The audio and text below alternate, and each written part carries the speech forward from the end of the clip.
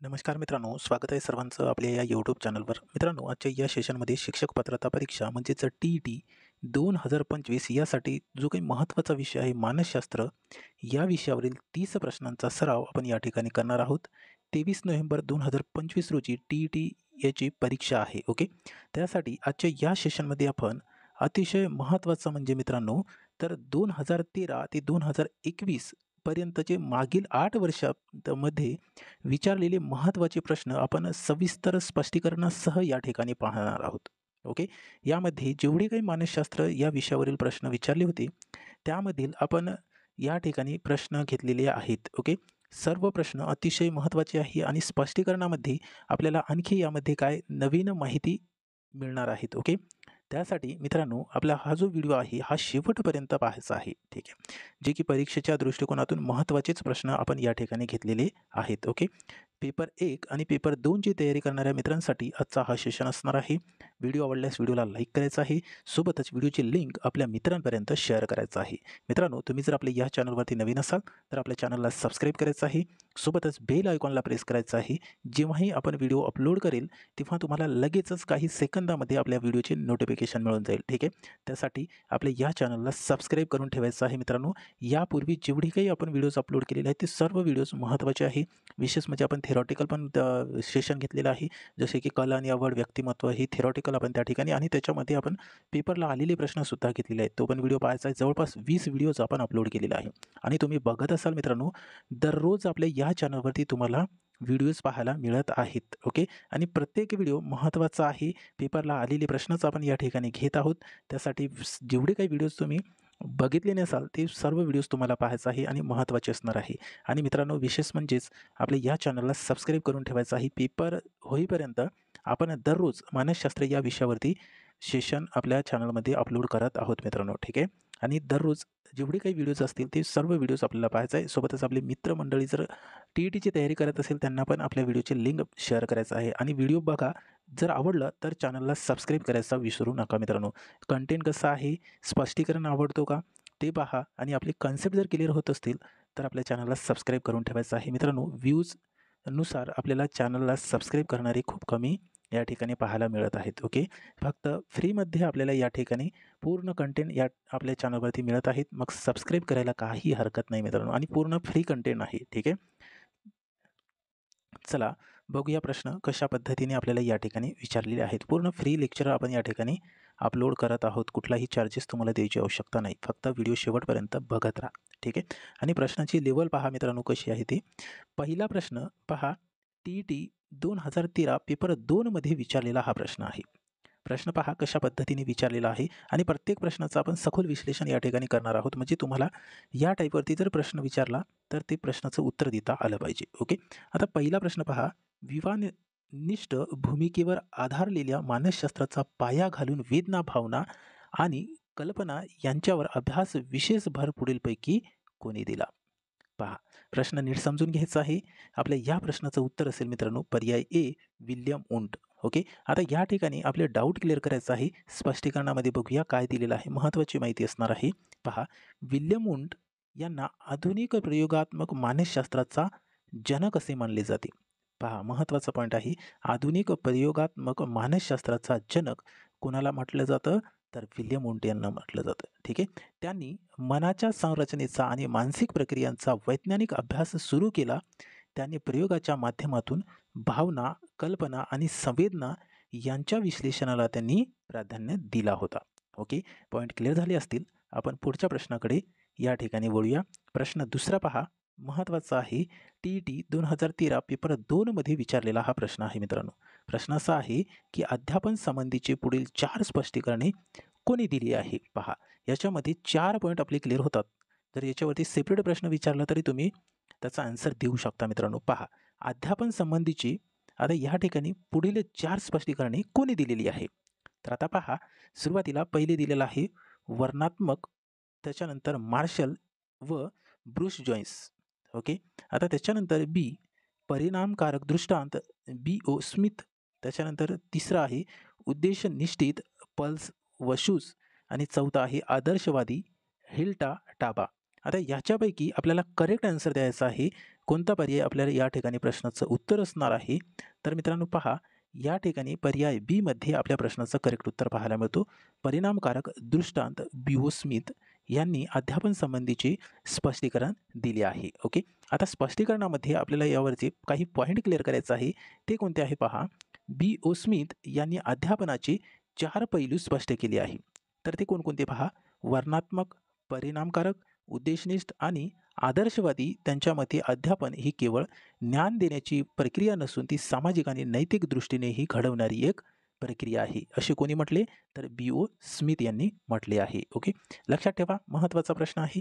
त्याच्यानंतर पुढचा प्रश्न, प्रश्न क्रमांक 3 पहा. टी.ई.टी. 2016 पेपर 2 मध्ये विचारलेला हा प्रश्न आहे. प्रश्न पहा काय दिलेला आहे. ज्या मुलांच्या शारीरिक स्वास्थ्य, सुरक्षितता, प्रेम आणि आदर या खालच्या दर्जाचा गरजा समाधानकारकरित्या पूर्ण झालेल्या असतात, ती मुले सतत आत्मप्रकटीकरणासाठी धडपडतात, असे मत खालीलपैकी कोणत्या मानसशास्त्रज्ञांनी मांडले? प्रश्न पहा, महत्त्वाचा आहे आणि रिपीट पण होऊ शकतात मित्रांनो. प्रश्न रिपीट पण होऊ शकतात. यावर्षी सुद्धा मागील पेपर जेवढे काही प्रश्न आले होते पेपरमध्ये, ते पण प्रश्न विचारले जाऊ शकते. ठीक आहे. त्यासाठी व्यवस्थित प्रश्नाचा अभ्यास करायचा आहे. त्याचा त्या ठिकाणी ॲनालिसिस पण करायचं आहे. स्पष्टीकरणामध्ये पण काही पॉईंट आपले क्लिअर होतात. तर आता या ठिकाणी प्रश्न आपल्याला काय केलेला आहे. ज्या मुलांच्या शारीरिक स्वस्थता, सुरक्षितता, प्रेम आणि आदर या खालच्या दर्जांच्या गरजा रित्या पूर्ण झालेल्या असतात, ती मुले सतत आत्मप्रकटीकरणासाठी धडपडतात, असे मत कोणत्या मानसशास्त्रज्ञांनी मांडलं? या प्रश्नाचं उत्तर असेल पर्याय सी, मॉस्लो. ओके. मॉस्लो यांनी या ठिकाणी असे मत मांडलेले आहे. आता स्पष्टीकरणामध्ये आपल्याला या ठिकाणी पॉईंट क्लिअर करायचा आहे. पहा, आता मॉस्लो यांनी हायरार्ची ऑफ नीड्स थेरी ही मांडलेली आहे. ओके. अब्राहम मॉस्लो यांनी हायरार्ची ऑफ नीड्स थेरी ही अशी मांडलेली आहे. त्यांच्या मते मानवी गरजांच्या पायऱ्याप्रमाणे आहे. पहा, जे मॉस्लो यांच्या मते मानवीची जी गरजा आहे ती कशा प्रकारे आहे, तर पायऱ्या या प्रमाणे आहेत. मग त्यामध्ये गरजा आल्या शारीरिक, सुरक्षितता, प्रेम किंवा संबंध, आत्मसन्मान आणि आत्मप्रकटीकरण. या खालच्या गरजा पूर्ण झाल्यानंतरच माणूस प्रकटीकरणाकडे झुकतो. ओके. पॉईंट क्लिअर झाले असतील मित्रांनो. पुढचा प्रश्न पाहूया. प्रश्न क्रमांक 4 पहा काय दिलेला आहे. वयाच्या 3ऱ्या वर्षापर्यंत विविध ज्ञानेंद्रियाची कार्यक्षमता व मज्जासंस्थेचा विकास झपाट्याने होत असल्याने मानसिक विकासातही जलद होतो, असे डॅश डॅश यांनी प्रतिपादन केले आहे. मित्रांनो, टी.ई.टी. 2020 पेपर 2 मध्ये विचारलेला हा प्रश्न आहे. काय असेल मग या प्रश्नाचं उत्तर?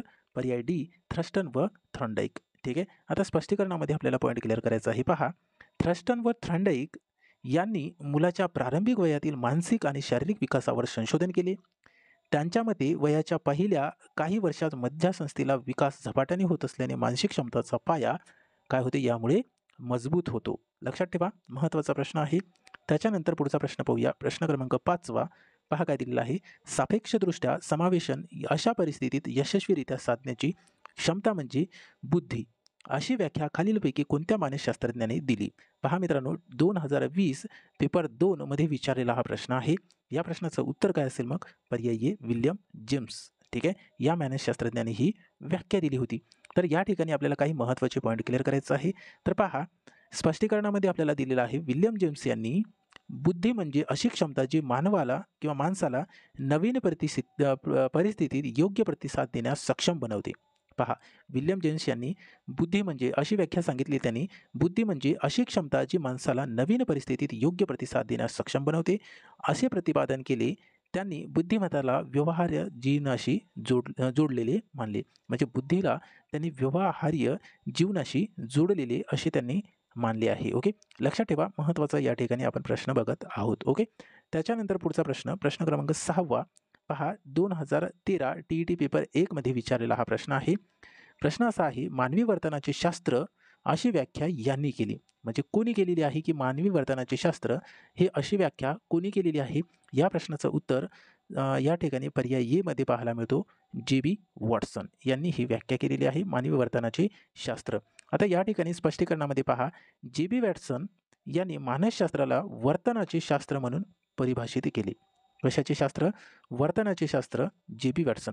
याला जर लक्षात ठेवायचं असेल मित्रांनो, तर आपण एक शॉर्ट की तयार केलेली आहे. मग यामधला पहा, वॉटसन मधला व्ही घ्यायचा आहे, वर्तनामधला व्ही घ्यायचा आहे. म्हणजे व्ही म्हणजे वॉटसन वर्तनाचे शास्त्र, वर्तनाचे शास्त्र वॉटसन. लक्षात राहतील आता सर्वांच्याच. त्यांच्या मते मानसशास्त्रज्ञाने निरीक्षण करता येणाऱ्या वर्तनाचा अभ्यास करावा, कारण ते मोजता येते आणि प्रयोगशाळेत पडताळा घेता येते. ठीक आहे. अशा पद्धतीने आपल्याला या ठिकाणी या प्रश्नाच्या जेवढे काही डाऊट आहे ते क्लिअर झाले असतील. आता मित्रांनो पुढचा प्रश्न, प्रश्न क्रमांक 7वा काय विचारलं होतं पहा. मानसशास्त्रज्ञ व त्यांच्या व्याख्या, मानसशास्त्राच्या व्याख्यानुसार योग्य जोड्या लावा. पहा TET 2014 पेपर 1 मध्ये विचारलेला हा प्रश्न आहे आणि इम्पॉर्टंट प्रश्न आहे मित्रांनो. या चारही पॉईंटवरती आपल्याला प्रश्न विचारले जाऊ शकतात. आता मानसशास्त्र या ठिकाणी पहा अरिस्टॉटल. आता अरिस्टॉटल यांनी कोणती व्याख्या मांडली होती आपल्याला या ठिकाणी लक्षात ठेवायचं आहे आणि सोपं आहे मित्रांनो. अरिस्टॉटल जर आलं तर त्याची व्याख्या आत्म्याचे शास्त्र हे लक्षात ठेवायचं आहे. मग हे कशावरून शॉर्ट की तयार केलेली आहे पहा. अरिस्टॉटलचा ए आणि आत्म्याचा ये, ए आलं म्हणजेच काय अरिस्टॉटल आत्म्याचे शास्त्र, आत्म्याचे शास्त्र अरिस्टॉटल. ठीक आहे. मग आता पहिल्याचं उत्तर 3 मध्ये पहा कुठे दिलेलं आहे. तर या ठिकाणी 4 आहे म्हणजे हे नसणार. या ठिकाणी 1 आहे हे पण नाही. या ठिकाणी 2 आहे हे पण नाही. मग राहिला एकच ऑप्शन पर्याय 1 आपल्या प्रश्नाचं उत्तर आहे. पहा किती सोपं आहे. अरिस्टॉटल आत्म्याचे शास्त्र ए लक्षात ठेवलं की डायरेक्ट आपल्याला या ठिकाणी उत्तर मिळालं. आता बाकी चेक करायची सुद्धा आवश्यकता नाही, तरी पण आपण या ठिकाणी चेक करू. आता अरिस्टॉटलने कशाची व्याख्या दिली? आत्म्याचे शास्त्र. ओके. या ठिकाणी पर्याय या ठिकाणी ब मध्ये मॅकडुगल दिलेला आहे. मग त्याचं उत्तर आहे 4 मध्ये पहा मानवी मनाचे आणि अनुभव मिश्रित व वर्तनात्मक शास्त्र. पहा मॅकडुगल यांनी मानवी मनाचे आणि अनुभव मिश्रित व वर्तनात्मक शास्त्र अशी व्याख्या दिलेली आहे. ओके. त्याच्यानंतर पर्याय 3 पहा विल्यम वुंट. आता विल्यम वुंट यांनी कशाची व्याख्या दिलेली आहे? तर आपल्याला या ठिकाणी तिसरा म्हणजे कचा पहिला या ठिकाणी ऑप्शन दिसतोय की काय तर बोधावस्थेचे शास्त्र. आता याची पण आपण काय दिलेली आहे एक शॉर्ट की तयार केलेली आहे ती कोणती? विल्यम वुंटच्या जागी बुंट म्हणायचं. विल्यम बुंट म्हणजेच या ठिकाणी बी आलं आणि या ठिकाणी बी आलं. बोधावस्थेचे शास्त्रज्ञ, बोधावस्थेची व्याख्या कोणी केली तर विल्यम बुंट यांनी केली. विल्यम बुंट यांनी बोधावस्थेची व्याख्या दिली आहे की नाही. म्हणजे या ठिकाणी हा बी आणि या ठिकाणी बी तयार करायचा, विल्यम बुंट म्हणायचं सरळ सरळ. ओके. लक्षात राहतील. आता याच्यानंतर मॉर्गन आणि रॉबिन्स यांनी कशाची व्याख्या दिली होती? तर एकच पर्याय राहिला मानव व मानवेतर प्राण्यांचा वर्तनाचे शास्त्र ही व्याख्या दिलेली आहे. ओके. आता सर्वांच्या लक्षात राहतील. आपण जशा पद्धतीने शॉर्ट की या ठिकाणी सांगितलेली आहे त्या पद्धतीने तुम्ही लक्षात ठेवू शकता. आणि मित्रांनो आपल्या नोट्समध्ये पण आपल्याला लिहून ठेवायचं म्हणजे काय आपलं डबल अभ्यास होईल. ओके. जेव्हा आपण क्लास बघतो तेव्हा काय करायचं सोबत आपण लिहायचं, तो प्रश्न पूर्ण सहित लिहायचं. म्हणजे काय होईल अशाने आपलं डबल अभ्यास होईल. ओके. नंतर जेव्हा आपण रिव्हिजन म्हणेल तेव्हा आपल्याला लक्षात राहते. ओके. पुढचा प्रश्न पाहण्याआधी मित्रांनो तुम्ही जर आपल्या या चॅनलवरती नवीन असाल किंवा आपल्या चॅनलला अजूनही सबस्क्राईब केलं नसेल तर मित्रांनो आपल्या चॅनलला सबस्क्राईब करून ठेवायचं आहे. कारण दररोज आपण आपल्या ह्या चॅनलवरती मानसशास्त्र या विषयावरचे व्हिडिओज अपलोड करत आहोत. ओके. त्यासाठी आपल्या चॅनलला सबस्क्राईब करा. सोबतच अशा पद्धतीने जो बेल आयकॉन असते याला पण क्लिक करा. म्हणजेच जेव्हा आपण व्हिडिओ अपलोड करेल तेव्हा मित्रांनो तुम्हाला काही सेकंदात आपल्या व्हिडिओची नोटिफिकेशन मिळून जाईल. ओके. तर या ठिकाणी आपला जो काही व्हिडिओ आहे मित्रांनो हा मित्रांपर्यंत सुद्धा शेअर करायचा आहे. म्हणजे त्यांचा पण या ठिकाणी आपल्या या चॅनलवरती सराव होत जाईल. आपण 23 नोव्हेंबर म्हणजे 22 नोव्हेंबरपर्यंत आपण आपल्या या चॅनलवरती दररोज व्हिडिओज अपलोड करणार आहोत. आणि अशाच पद्धतीचे प्रश्न असतील मित्रांनो, पेपरला आलेलेच प्रश्न आपण या ठिकाणी घेणार आहोत. तुम्ही दररोज व्हिडिओ बघू शकता. प्रश्न कशा पद्धतीने आपल्याला या चॅनलवरती पाहायला मिळत आहेत. आणि मित्रांनो आपण या ठिकाणी कुठलाही चार्जेस वगैरे तर घेत नाही. यूट्यूबवरती पूर्ण फ्री लेक्चर आहे. त्यासाठी आपल्याला काय करायचं आहे तर फक्त आपल्या चॅनलला सबस्क्राईब करायचं आहे मित्रांनो. ठीक आहे. आणि व्हिडिओ आवडला तर लाईक करायचं आहे. ठीक आहे. आणि मित्रांनो तुम्हाला जर याची PDF हवी असेल तर आपण आपल्या टेलिग्राम ग्रुपमध्ये त्याची लिंक प्रोव्हाइड करत असतो. त्याची लिंक चॅनलची लिंक आपण व्हिडिओच्या डिस्क्रिप्शन बॉक्समध्ये दिलेली आहे. आपला टेलिग्राम ग्रुपसुद्धा जॉईन करून ठेवायचा आहे म्हणजे आपल्याला त्या ठिकाणी PDF मिळून जाईल. ठीक आहे. तर या ठिकाणी अशा पद्धतीने आपल्याला आपल्या या चॅनलवरती जेवढे काही व्हिडिओज झालेले आहेत ते सर्व व्हिडिओज पाहायचं आहे. त्याच्यामध्ये आपण थेरॉटिकल पण सिलेबस कव्हर केलेला आहे मित्रांनो. ठीक आहे. जसे की व्यक्तिमत्व, कला आणि आवड यावरचे पेपरला आलेले प्रश्न त्याचं थेरॉटिकल पूर्ण आपण त्या ठिकाणी एका व्हिडिओमध्ये घेतलेला आहे. ठीक आहे. ते पण व्हिडिओ पाहायचा आहे. महत्त्वाचेच प्रश्न आपण त्या ठिकाणी घेतलेले आहेत. ठीक आहे. जवळपास 20 व्हिडिओज आपण अपलोड केलेले आहेत. 20ही व्हिडिओ बघायचा आहे आणि व्हिडिओ शेवटपर्यंत बघायचा आहे मित्रांनो. प्रश्न कोणता कधी आपल्याला या ठिकाणी आणि कोणता प्रश्न विचारेल ते आपल्याला या ठिकाणी सांगू शकत नाही. ठीक आहे. त्यासाठी व्हिडिओमध्ये जेवढे काही प्रश्न आहेत तेवढे पाहायचं आहे आणि व्हिडिओ फक्त 30 मिनिटाचा असतो. 30 मिनिटं आपण या ठिकाणी एका व्हिडिओला वेळ देऊ शकतो सरासरी. ठीक आहे. त्यासाठी व्हिडिओ शेवटपर्यंत पहा. महत्त्वाचेच प्रश्न आहे आणि पेपरला आलेले प्रश्न आहे. ठीक आहे. आता पुढचा प्रश्न पहा. TET 2017 पेपर 1 मध्ये विचारलेला हा प्रश्न आहे. आता पहा काय प्रश्न विचारला होता, की खाली दिलेल्या मानसशास्त्रीयांची नावे व त्यांची दिलेल्या स्मरणाच्या व्याख्या यांच्या योग्य जोड्यांचा योग्य पर्याय निवडा. आता या ठिकाणी बघा मानसशास्त्रज्ञांनी जी दिलेली नावे आहे आणि त्याने दिलेली स्मरणाच्या जी व्याख्या आहे त्यांचा आपल्याला जोड्या लावायचा आहे. तर आता पहा या ठिकाणी आपल्या प्रश्नाचं उत्तर असणार आहे पर्याय 4. आता पहा काय दिलेलं आहे, तर पहिला जो आहे मानसशास्त्रज्ञ वुडवर्थ व मार्किस यांनी दिलेली जी व्याख्या आहे मित्रांनो ती आहे पूर्वी केलेले अध्ययन, आठवणे म्हणजे स्मरण. पहा वुडवर्थ आणि मार्किस पहा या ठिकाणी 4 पॉईंट आपले क्लिअर होतात. ठीक आहे, यावरती सेपरेट पण प्रश्न विचारला जाऊ शकतो. वुडवर्थ व मार्किस यांनी जी व्याख्या दिलेली आहे ती पूर्वी केलेले अध्ययन, आठवणे म्हणजे स्मरण होय.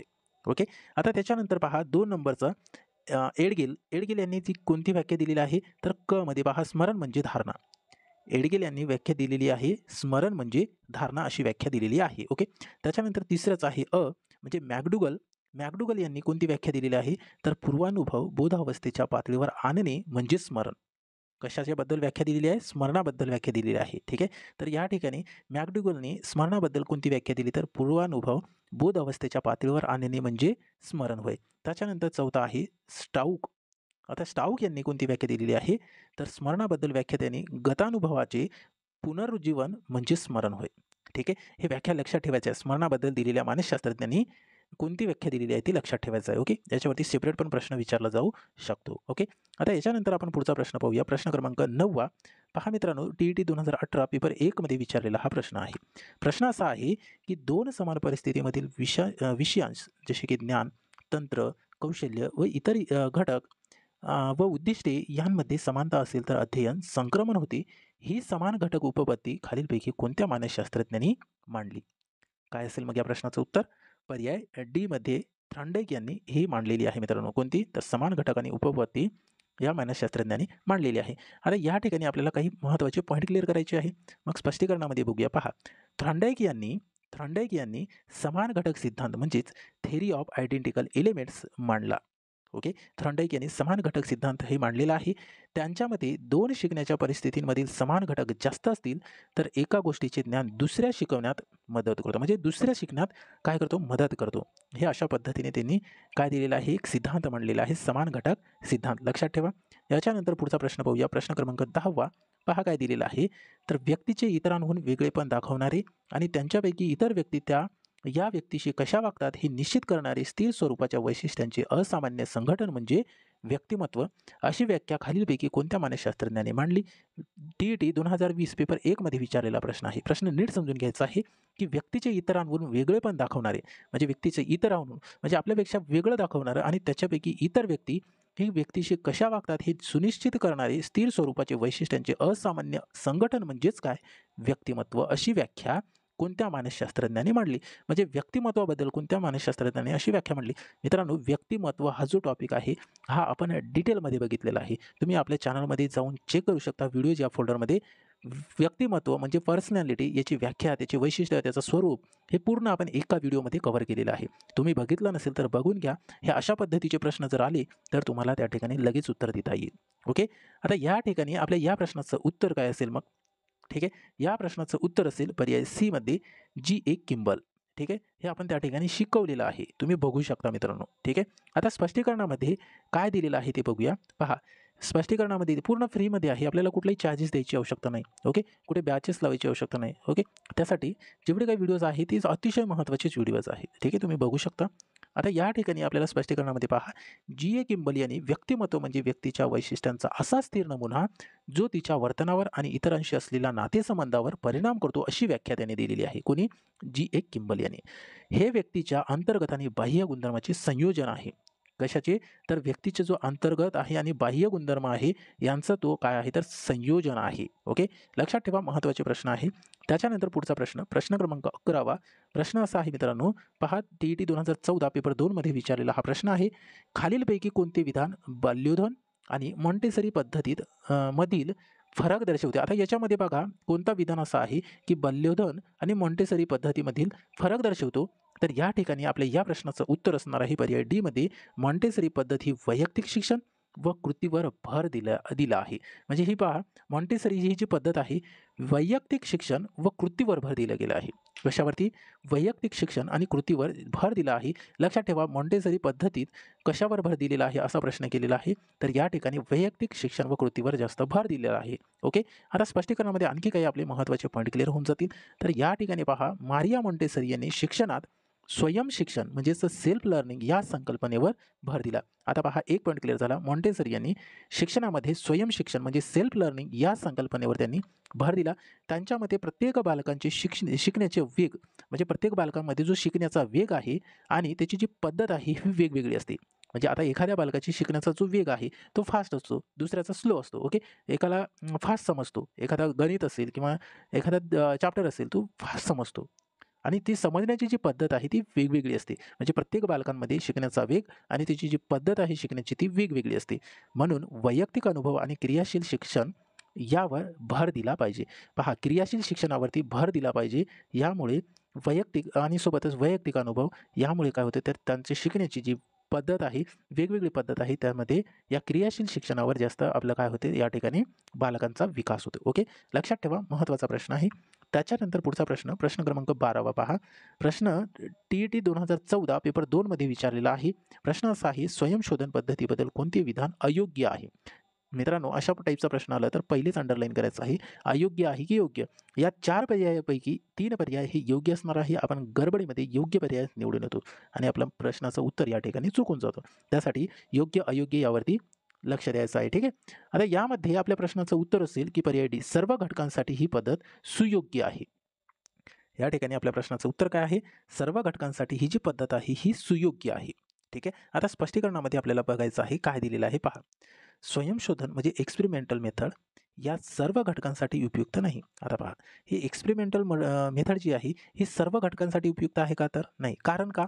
तर काही मानसिक प्रक्रिया प्रत्यक्ष प्रयोगशाळेत मोजता येत नाही. त्यामुळे ही पद्धत मर्यादित विषयांसाठीच अधिक प्रभावी ठरू शकते. ओके. लक्षात ठेवा. त्याच्यानंतर पुढचा प्रश्न, प्रश्न क्रमांक 13वा पहा.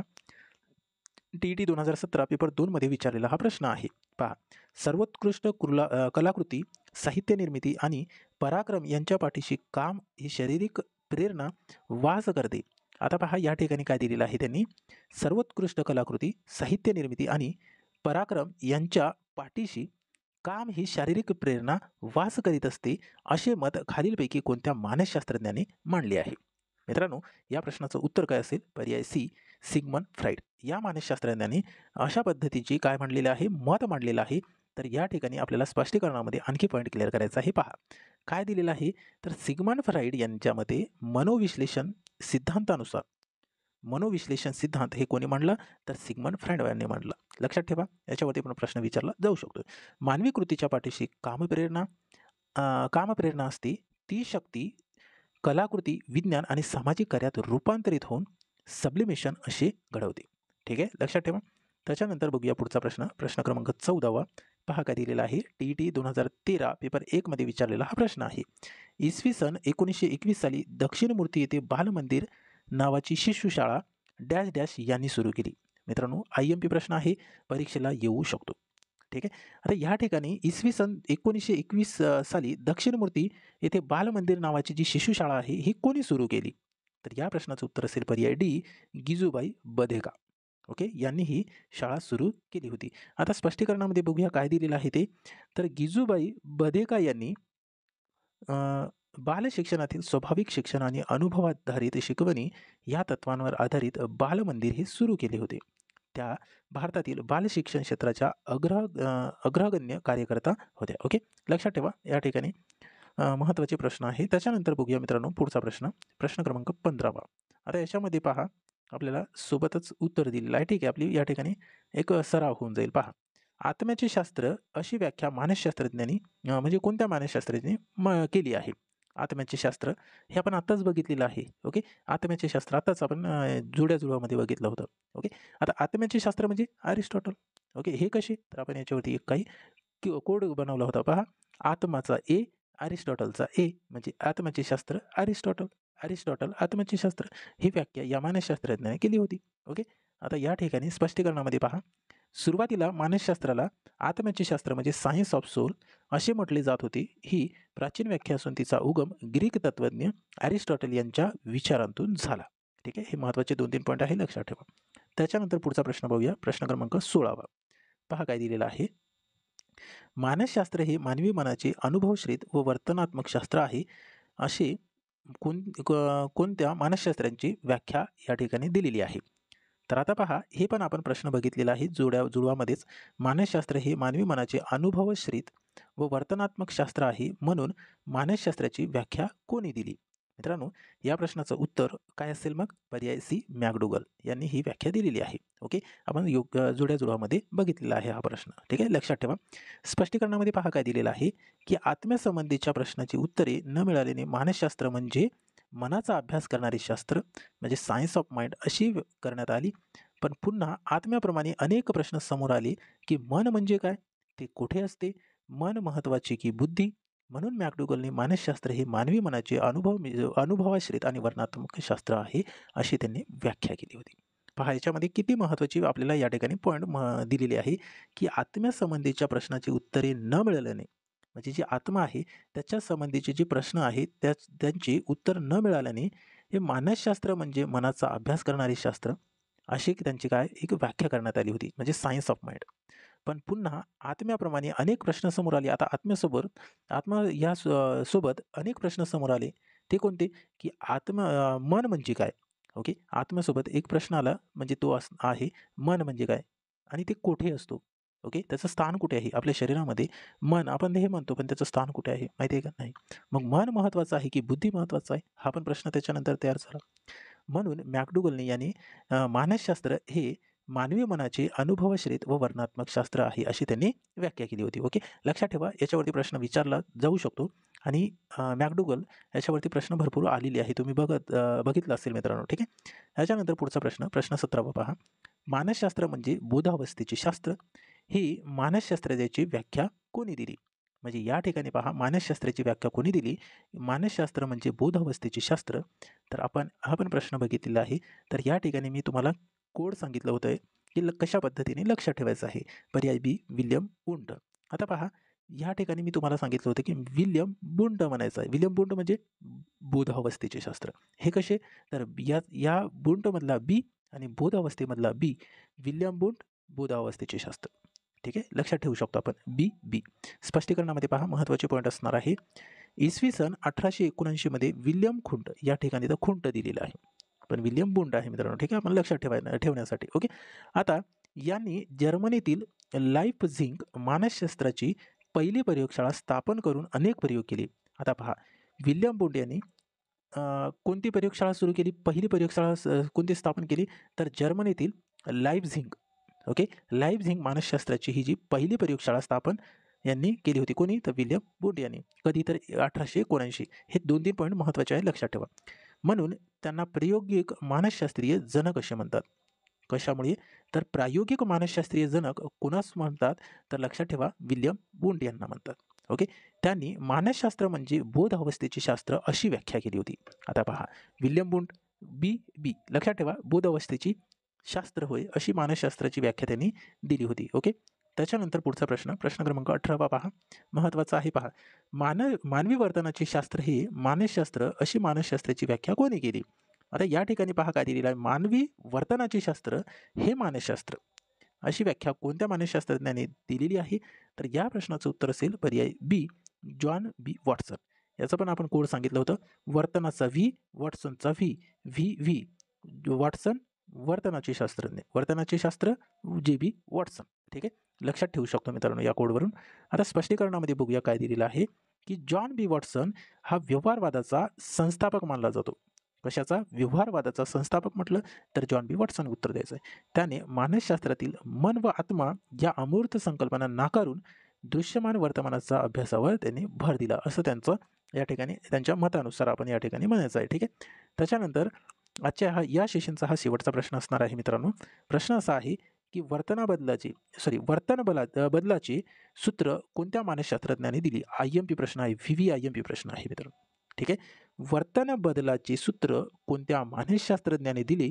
तर या प्रश्नाचं उत्तर आहे पर्याय सी, वुडवर्थ. लक्षात ठेवा, वर्तन बदलाचे सूत्र कोणी दिले तर वुडवर्थ यांनी दिलेले आहे. ओके, याच्यामध्ये महत्त्वाचे पॉईंट आहे ते सूत्र कोणतं आहे, सूत्र विचारला जाऊ शकतो, कोणतं सूत्र दिलेलं आहे ते पण विचारला जाऊ शकतो. तर या ठिकाणी स्पष्टीकरणात आपल्याला पॉईंट क्लिअर करायचा आहे. पहा, तर मानसशास्त्रात वुडवर्थ यांनी वर्तन बदलाचे सूत्र सांगितलेले आहे. सूत्र पण विचारला जाऊ शकतो. वर्तन बदलाचे सूत्र कोणते आहे ते पण विचारला जाऊ शकतो मित्रांनो. ठीक आहे, लक्षात ठेवा, नाहीतर नोट करून ठेवायचं आहे. तर या ठिकाणी त्यांच्या मतानुसार वर्तन हे उद्दीपक आणि प्रतिक्रिया यावर अवलंबून असते. ठीक आहे, आता हे या ठिकाणी वर्तन हे जे आहे उद्दीपक आणि प्रतिक्रिया यावर काय अवलंबून राहते, म्हणून त्यांनी खालील सूत्र दिलेलं आहे. ते सूत्र आपल्याला बघायचं आहे. पहा, काय दिलेलं आहे, सूत्र कोणतं आहे ते आपल्याला या ठिकाणी बघायचं आहे. त्याचा अर्थ पण आपल्याला लक्षात ठेवायचा आहे किंवा नोट करून ठेवून द्या. ठीक आहे, आता त्यांनी दिलेलं सूत्र पहा, वुडवर्थ यांनी वर्तनाचे सूत्र जे दिलेले आहे तर ते कोणते आहे पहा, B=SOR. बी म्हणजे वुडवर्थ, लक्षात ठेवा, B=SOR हे त्यांचं काय आहे, सूत्र आहे. आता याच्यामध्ये बी म्हणजे काय, याचा फुल फॉर्म आहे बिहेवियर. ओके, बीचा फुल फॉर्म बिहेवियर, एसचा फुल फॉर्म आहे मित्रांनो स्टिम्युलस, ओचा फुल फॉर्म आहे ऑर्गॅनिझम आणि आरचा फुल फॉर्म आहे रिस्पॉन्स. लक्षात ठेवू शकता, B=BOS, behaviour, stimulus, organism, response. Okay, याला मराठीमध्ये म्हणतात वर्तन बरोबर उद्दीपक, जीव, प्रतिक्रिया. हे मराठीमध्ये पण लक्षात ठेवायचं आहे अर्थ. ठीक आहे, वर्तन, उद्दीपक, जीव आणि प्रतिक्रिया. ठीक आहे, अशा पद्धतीने आपण 40 प्रश्न पाहिले मित्रांनो. आता किती प्रश्न पाहिले, 20 प्रश्न पाहिले. 20 प्रश्नापैकी किती प्रश्नाचे उत्तर करेक्ट देता आले ते कमेंट बॉक्समध्ये कळवायचं आहे. आणि सोबतच मित्रांनो, आपल्या चॅनलला सबस्क्राईब करायचं आहे. अशाच पद्धतीचे व्हिडिओज तुम्हाला दररोज आपल्या या चॅनलवरती फ्रीमध्ये पाहायला मिळतील. ठीक आहे, कुठलाही चार्ज लागणार नाही आपल्याला. फक्त एवढंच करायचं आहे की आपल्या चॅनलला सबस्क्राईब करून ठेवायचं आहे. कारण जेव्हा आपण व्हिडिओ अपलोड करेल तेव्हा तुम्हाला काही सेकंदात त्याची नोटिफिकेशन मिळून जाईल. ठीक आहे, फक्त आपल्याला एवढंच करायचं आहे मित्रांनो. व्ह्यूजचा रेशो, सबस्क्राईबचा रेशो त्याच्यापेक्षा खूप कमी आहे. ओके, जवळपास किती, 0.5% आपण असं म्हणू शकतो मित्रांनो. ठीक आहे, व्ह्यूजनुसार सबस्क्राईबचा रेशो खूप कमी आहे. त्यासाठी एवढंच फक्त सपोर्ट करायचं आहे. दररोज तुम्हाला मी व्हिडिओज 22 नोव्हेंबरपर्यंत देणार आहे. ठीक आहे, मानसशास्त्र या विषयावरती तुमचा या ठिकाणी परिपूर्ण सराव होऊन जाईल आणि पेपरला आलेले अशाच पद्धतीचे प्रश्न आपल्याला या ठिकाणी पाहायला मिळणार आहे. ठीक आहे, त्यासाठी फक्त आपल्या चॅनलला सबस्क्राईब करून ठेवायचं आहे आणि बेल आयकॉनला, विशेष करून बेल आयकॉनला पण ऑन करा. म्हणजेच काय, तर आपल्या जेव्हा व्हिडिओ येईल तेव्हा तुम्हाला लगेच त्याची काय नोटिफिकेशन मिळून जाईल. ठीक आहे, त्यासाठी आपल्या चॅनलला सबस्क्राईब करून ठेवा. आणि तुम्हाला याची जर PDF हवी असेल तर आपल्या टेलिग्राम चॅनलला जॉईन करायचं आहे. त्याची लिंक मी व्हिडिओच्या डिस्क्रिप्शन बॉक्समध्ये दिलेली आहे. ठीक आहे मित्रांनो, भेटूया आपण पुढच्या सेशनमध्ये. डेली बेसिसवरती व्हिडिओ पाहायला मिळेल. पूर्ण फ्री असणार आहे क्लास. तुम्हाला कुठलाही चार्जेस द्यायची आवश्यकता नाही. फक्त चॅनलला सबस्क्राईब करून ठेवा मित्रांनो. ठीक आहे, खूप कमी रेशो आहे सबस्क्राईबचा, ती आपल्याला वाढवायचं आहे. ठीक आहे, फक्त आपल्याला एवढंच काम करायचं आहे, चॅनलला सबस्क्राईब करायचं आहे. ठीक आहे, चला भेटूया मग समोरच्या सेशनमध्ये अशाच पद्धतीचे क्वेश्चन घेऊन. Thank you so much.